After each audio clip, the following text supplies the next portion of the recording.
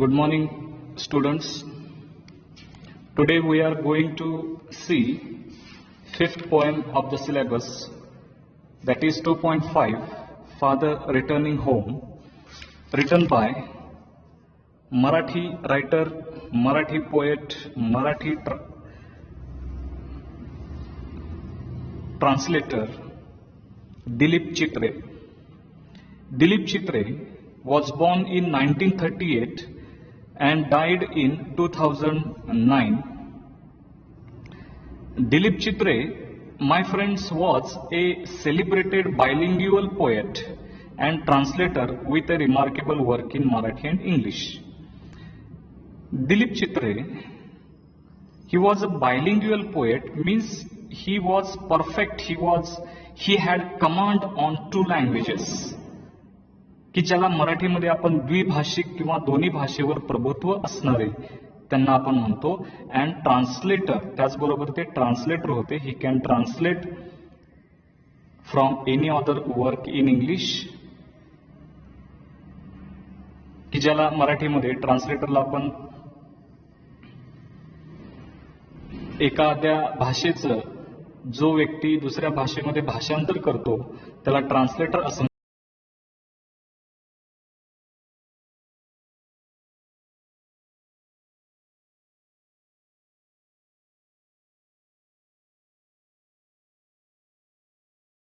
painting, filmmaking, and his notable contribution as a magazine columnist. His versatile creativity. He was a versatile, my friends. He was a versatile means he was all-rounder. Means he was not limited to any one sector. Means he was a painter, he was a filmmaker, and he was a writer also. His versatile creativity extends to painting, filmmaking, and his notable contribution as a magazine.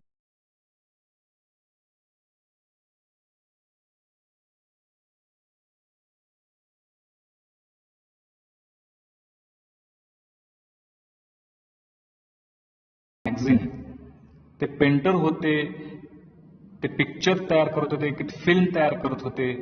त्याचबरोबर ते कोण होते, ते काय करत होते तर magazine मध्ये ते कॉलमिस्ट म्हणजे कॉलम देखील लिहित होते, लेख देखील लिहित होते. He received the prestigious Sahitya Akademi award both for poetry as well as for his well known translation work says Tuka, popular अभंगाज और स्पिरिच्युअल पोएम्स बाय संत तुकाराम. त्यांना पोएट्री त्याचबरोबर त्यांनी एक महत्वाचं असं जे संत तुकाराम यांनी जे काही अभंग लिहिले होते, ज्याला इंग्लिशमध्ये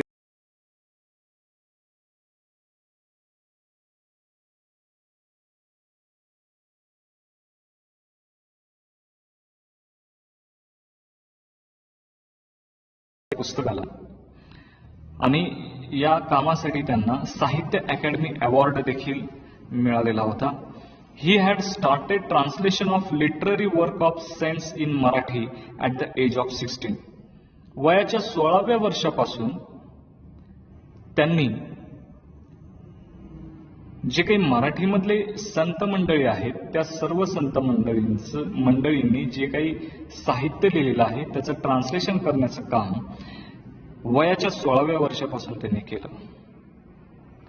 axil, alienation, self disintegration and death are observe to be the major themes of his works. Axil,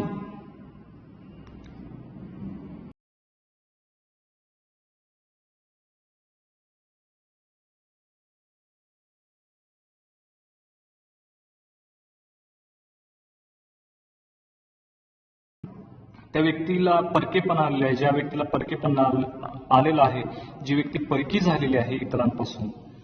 त्याचबरोबर सेल्फ डिसइंटिग्रेशन म्हणजे स्वतःचा जो एकांतवास असतो तो किंवा जी व्यक्ती समाजात राहत नाही, जी सेल्फ डिसइंटिग्रेशन त्याला म्हणतात, त्याचबरोबर डेथ, मरण are observe to be the major themes of his works. हे त्यांच्या कामाचे काही महत्वाचे थीम्स आहेत, त्यांच्या कामाचे महत्वाचे काय आहेत, त्यांच्या लिखाणाचे हे महत्वाचे विषय आहेत. This poem is taken from travelling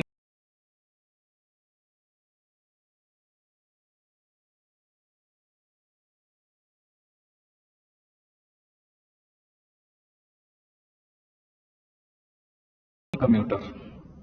आणि ही जी कविता आहे, या कवितेमध्ये काय केलेलं आहे, दिलीप चित्रे यांनी draws a portrait of a suburban commuter. Suburban म्हणजे जो व्यक्ती उपनगरामध्ये राहतो. उपनगर म्हणजे मुंबईमध्ये जे काही उपनगर आहेत, ठाणे, डोंबिवली वगैरे जे आहेत, त्यांना सबर्बन म्हणतो. की जो शहराचा मुख्य शहराचा जो वाढीव भाग असतो त्याला उपनगर म्हणतात, सबर्ब म्हणतो आपण. Extension part of A main city और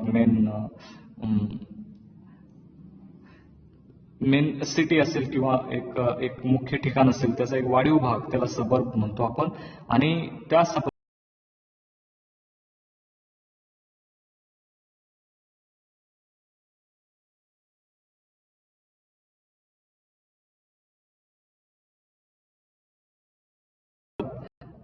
की जे रोजचे प्रवासी आहेत, अशा एका व्यक्तीचं चित्रण या पोएम मध्ये केलेलं आहे.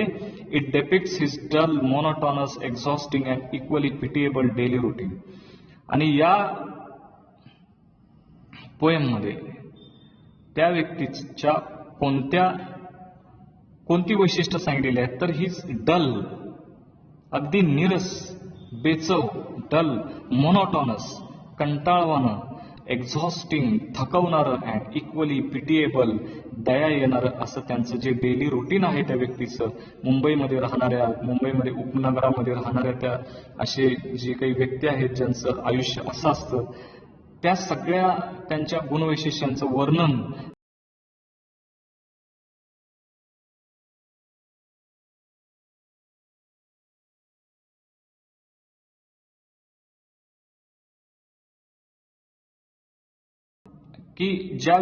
जी व्यक्ती जी घरात राहून सुद्धा फोर्स्ड एलिनेशन ज्यांना आलेलं आहे, की ज्यांच्यावर परकेपणा हा त्यांच्यावर लादलेला आहे, forcefully by the people, by his on people, by his on wife, by his on children.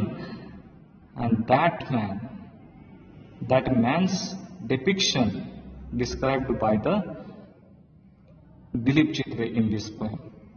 ज्या व्यक्तीला अगदी घरच्याच लोकांनी ज्याच्यावर परकेपणा लादलेला आहे अशा व्यक्तीचं चित्रण या कवितेमध्ये केलेलं आहे. Which is reflected through the stale food and lack of sharing. आणि हे कुठल्या गोष्टींमधून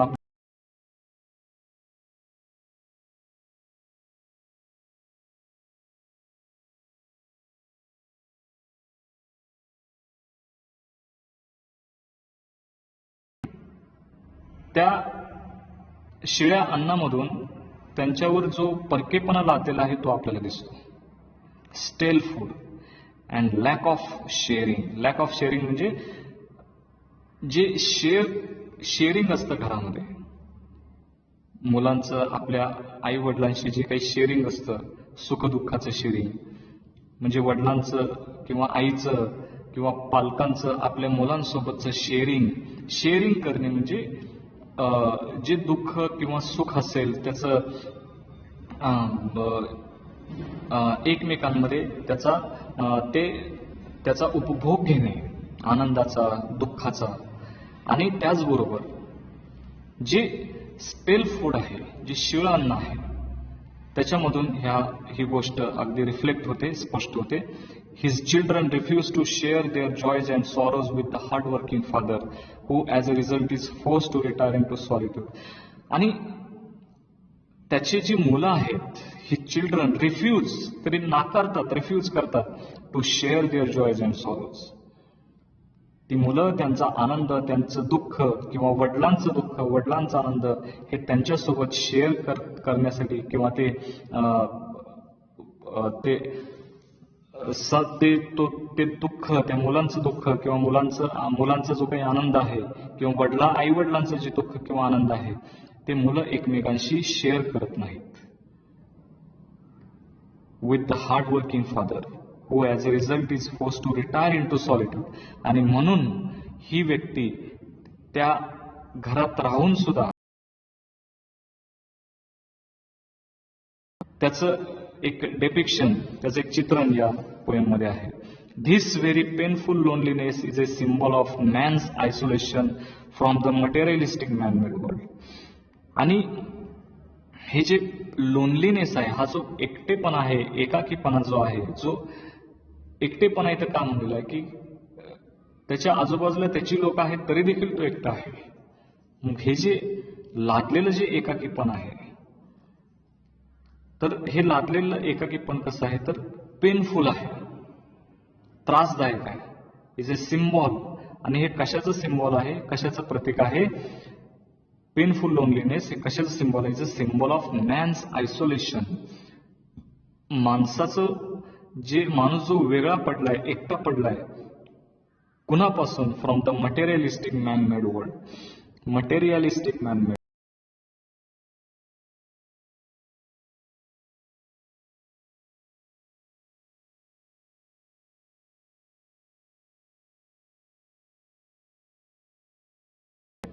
जे मटेरियल, ज्या सगळ्या गोष्टी आज मटेरियल आहे, वस्तूंच्या गराड्यात आपण राहतोय, इलेक्ट्रॉनिकच्या जगात आपण राहतोय, त्यामध्ये हे जे मॅन मेड वर्ल्ड जे आहे, कृत्रिम जे जग आहे, कृत्रिम म्हणजे जे माणसांनी तयार केलेलं जे जग आहे, त्या जगापासून ह्या व्यक्तीचं किंवा अशा प्रकारच्या व्यक्तींचा जो एकटेपणा आहे, तो एकटेपणा याच्यातून दाखवलेला आहे. तर बघा, फादर रिटर्निंग होम, आपल्या कवितेचं नाव आहे फादर रिटर्निंग होम. वडील कामावरून घरी येत असतानाचं एक चित्र या पोएम मध्ये दाखवलं.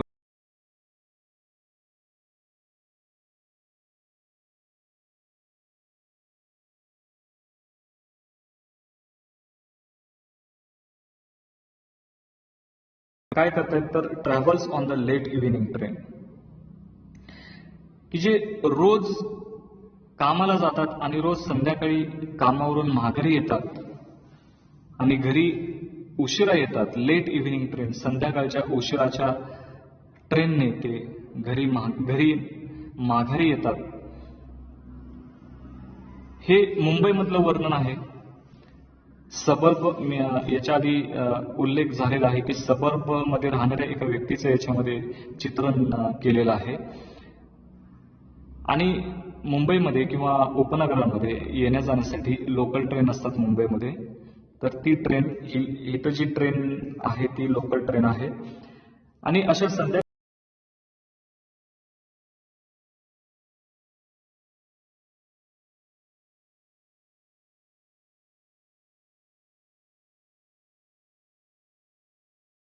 स्टँडिंग, आणि माझे वडील जे रोज कामाला ये जा करतात रेल्वेमधून, ते उभा राहून प्रवास करतात. स्टँडिंग, इथं पण शेजारी you can see here on page number 117. Here you can see all the peoples are standing in the train. So this is the daily routine of my father.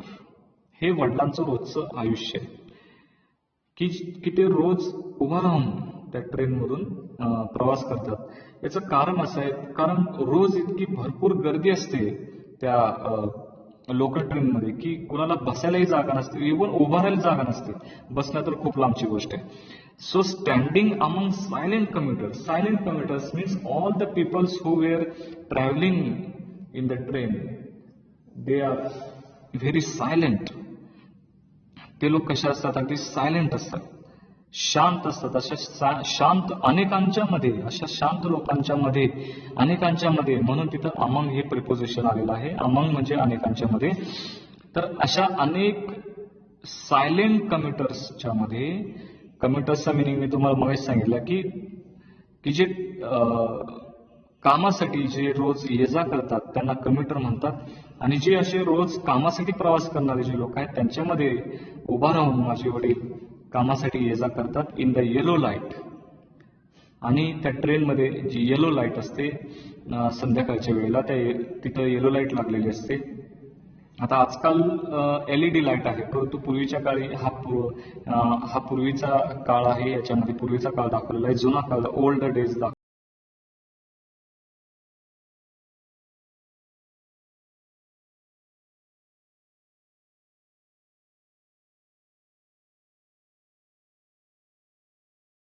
आता जातोय सबर्ब म्हणजे उपनगर, जे एक एक स्लाइड पास्ट म्हणजे एक एक उपनगर पाठीमागे सोडत ट्रेन पुढे पुढे चाललेली आहे.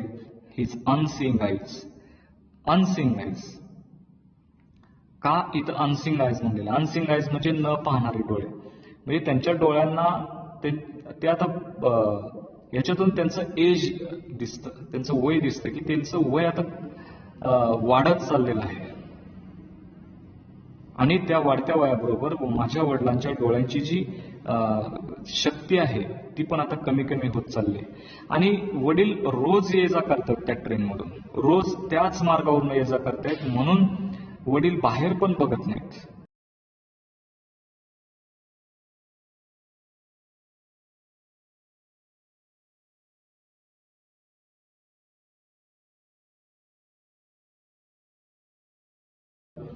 बाहेरचं जे काही रोजचं जे चित्र आहे ते त्यांना माहिती आहे, त्याच्यामुळे ते इकडे तिकडे जास्त बघत नाहीत.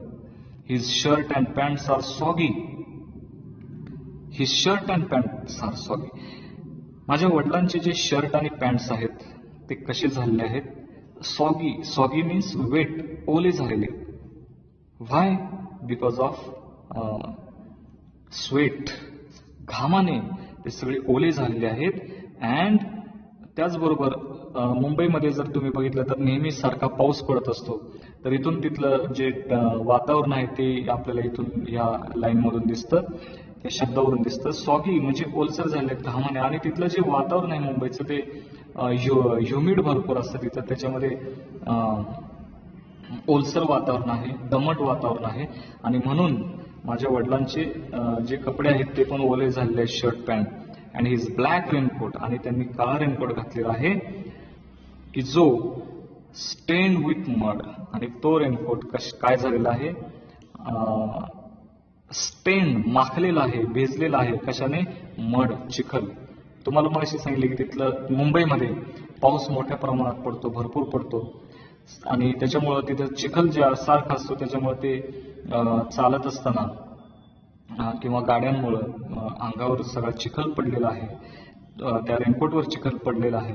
And his bag stuffed with books. And his bag, त्यांची जी बॅग आहे ती कशी आहे? स्टफ म्हणजे खचाखच भरलेली आहे. कशाने? With books. आणि या बुक्सवरून आपल्याला असं दिसतं की the poet wanted to show us that his father is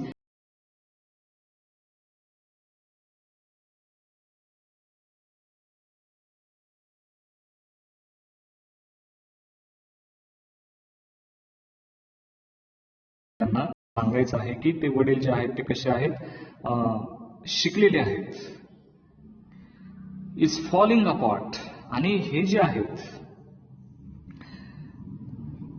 ते जी बॅग आहे ती पुस्तकाने इतकी भरलेली आहे की ती आता काय होते की इज फॉलिंग अपार्ट, की ते आता तुटत आलेली आहे. ते तुटेपर्यंत सगळी पुस्तकं त्यात भरलेली आहेत. His eyes dimmed by age. आता वडिलांचे डोळे जे आहेत ते काय झालेले आहेत? तर आता डिम होत चाललेले आहेत, अंधुक होत चालले आहेत. त्या डोळ्यांना आता दिसत नाही. His eyes cannot see properly. But now he cannot see. पण आता ते नाहीत बघू शकत. आता त्यांच्या डोळ्याचा जो प्रकाश आहे तो कसा आहे? डिम आहे, बिकॉज ऑफ ओल्ड एज.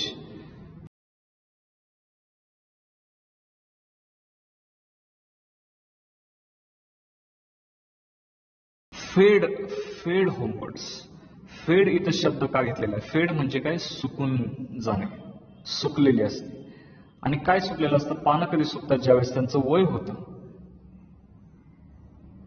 आणि इथंही वडील एका पानासारखे काय झाले तर सुकून गेलेले. Now he is a tired person, that is why he is fade. त्याच्यामुळे इथं फेड शब्द घेतलेला आहे.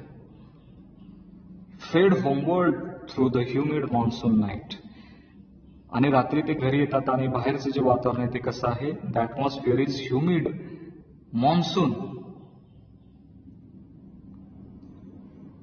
नाव I can see him getting off the train.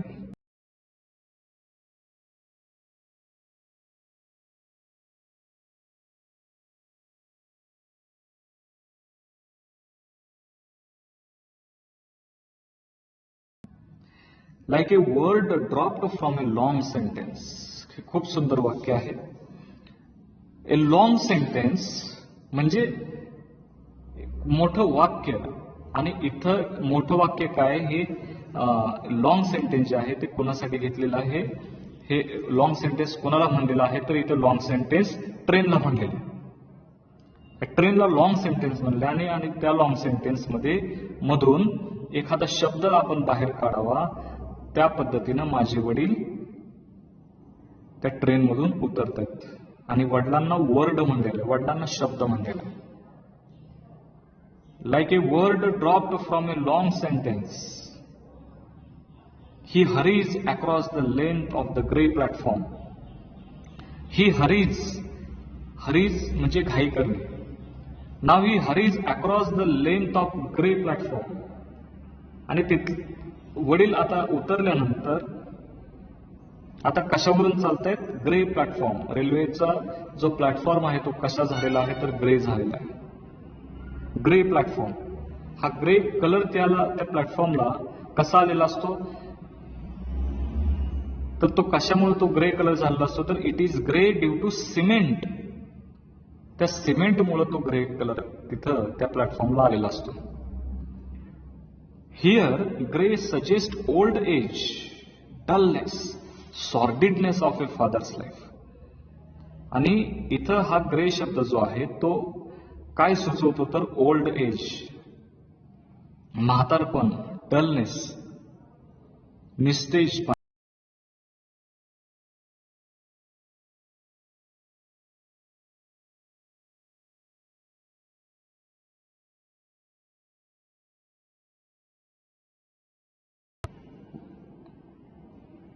Grey मधून अजून या रायटरना काय सांगायचंय, तर he is looking grey from outside.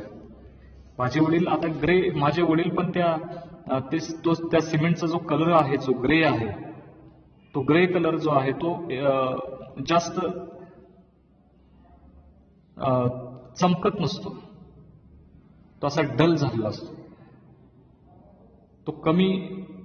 तो निस्तेज झालेला असतो. आणि तसे निस्तेज आता माझे वडील झालेले. Y? Because now he is old. He is looking grey from outside.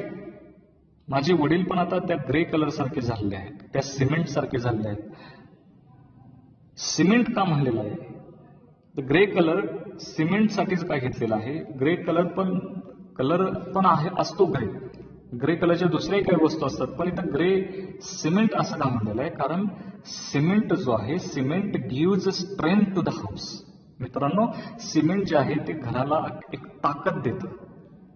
तसंच काहीच वडिलांचं एक महत्व, एक स्थान त्या घरात असतं.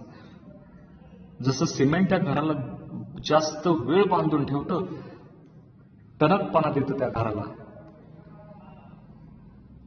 कणखरपणा देतं, तसं त्या सिमेंटमुळे जसं ते घर उठून दिसतं, स्ट्रॉंग राहतं, तशाच पद्धतीचं एक स्थान आपल्या वडिलांचं आपल्या घरात असतं. The strength of cement reduces with the age. आणि आता या सिमेंटचा त्याची जी ताकद आहे त्या सिमेंटची आता काय होत चाललेली आहे वयानं. जसं सिमेंटची जी क्वालिटी आहे, तुम्हाला माहिती असेल की जास्त वेळ गेल्यानंतर सिमेंटचा जो कठोरपणा आहे तो देखील, ते सिमेंट पण पडायला लागतं, ते सिमेंट पण झिजायला लागतं, त्याची क्वालिटी कमी कमी व्हायला लागते, त्याची ताकद कमी व्हायला लागते. तशाच पद्धतीनं इथं वडिलांची देखील ताकद इथं काय व्हायला लागलेली आहे, कमी कमी होत चाललेली आहे. like cement of color,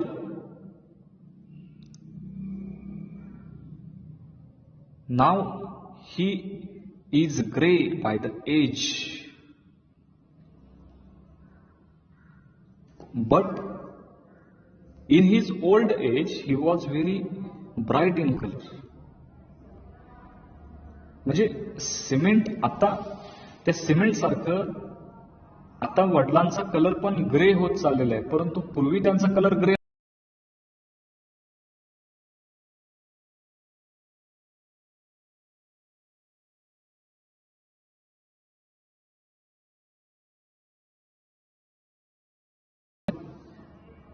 हा कलर त्यांनी त्यांच्या मुलांच्या आयुष्यात ओतला आणि स्वतः मात्र ग्रे झाले.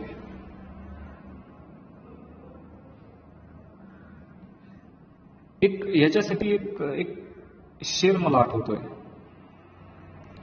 कि उम्र भर अपने पैरों पर दौड़ता है पिता, उम्र भर अपने पैरों पर दौड़ता है पिता, अपने बच्चों को उनके पैरों पर खड़ा करने के लिए. हा कलर त्यांचा निश्चय कसा झालाय तर त्यांच्या आयुष्यभर त्यांच्या पळण्यामुळं, त्यांच्या मुलांसाठी पळण्यामुळं त्यांचा हा कलर तसा झालाय. Crosses the railway line, enters the lane, आणि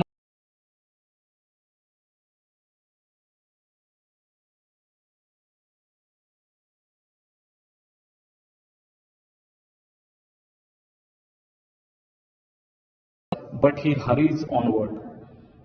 परंतु माझ्या वडिलांची जी चप्पल आहे ती कशी झाली तर स्टिकी झाली आहे विथ मड, चिखलामुळे. बट ही हरीज ऑनवर्ड, परंतु ह्या त्यांची चप्पल जरी चिखलाने माखलेली असली तरी देखील घाईघाईमध्ये माझे वडील पुढं पुढं जात आहेत, पुढं पुढं चालतायत. आणि home again I see him drinking weak tea. आणि घरी गेल्यानंतर त्यांना जो चहा दिला जातो वडिलांना तो देखील कसा आहे, वीक. वीक मीन्स टेस्टलेस आहे.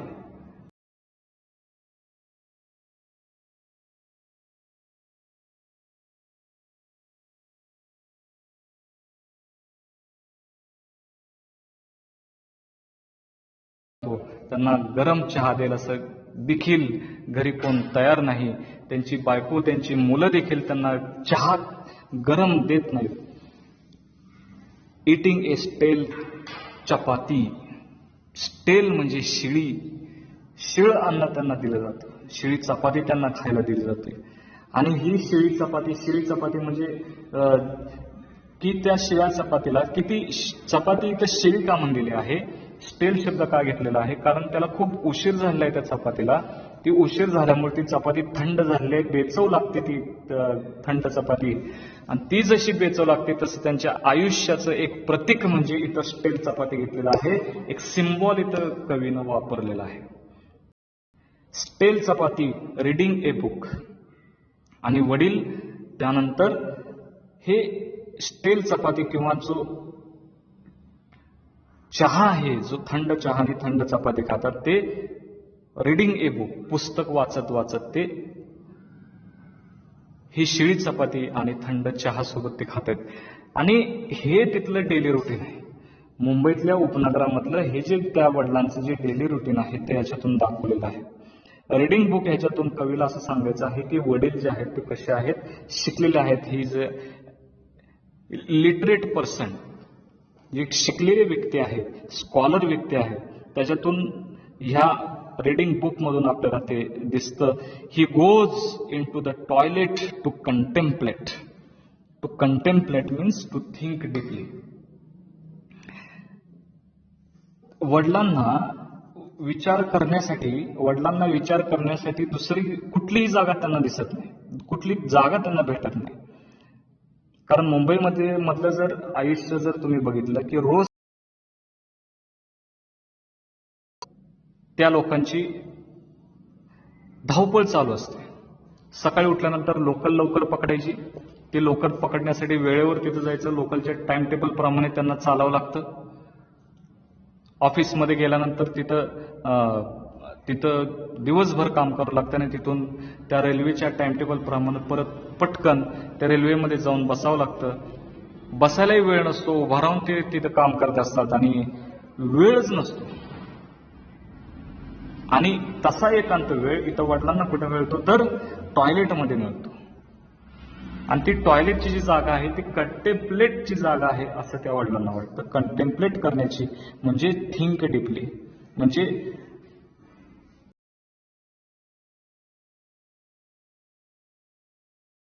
भाग मित्रांनो पुढच्या तासाला घेऊया. राहिलेला भाग परत एकदा वाचा.